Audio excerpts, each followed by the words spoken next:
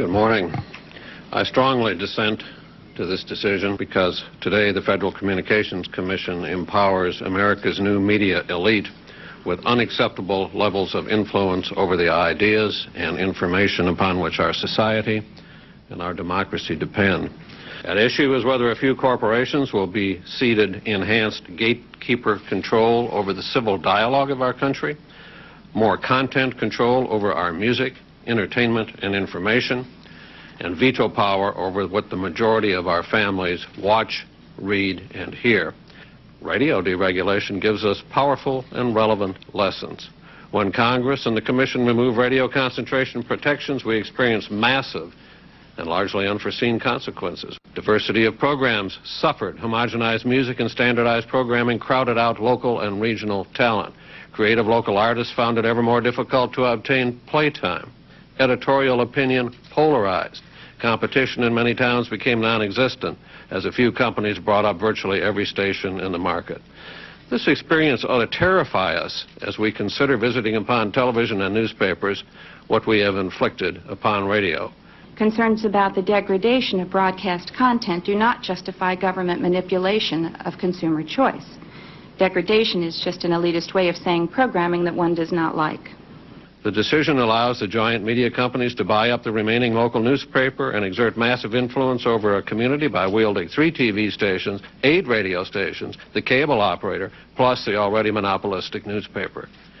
The decision further allows the already massive television networks to buy up even more local TV stations so that they could control up to an unbelievable 80 or 90% of the national television audience.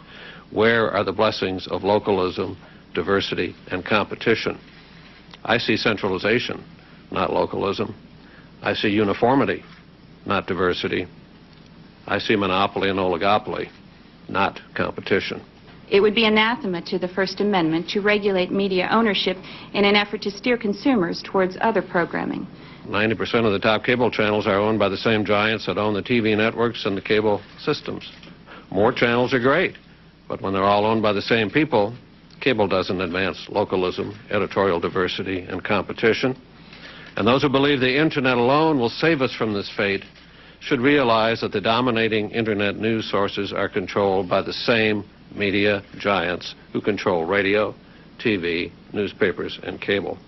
I refuse to pour 1 ounce of cement to support a structure that dictates to the American people what they should watch, listen to, or think. The public reaction against the proposed changes has been unlike anything the FCC has ever seen. Of the nearly 750,000 comments we have received, nearly all oppose increased media consolidation, over 99.9%.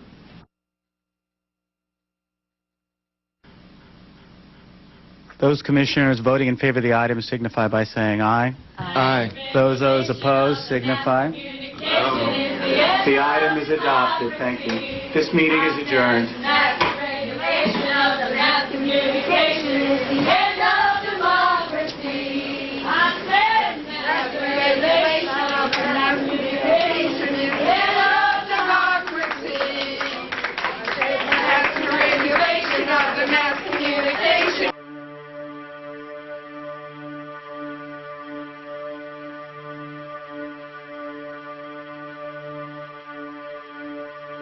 The list of well-recognized people and organizations who oppose all or part of the FCC's media ownership rules is one of the strangest lists of strange bedfellows you'll ever hear.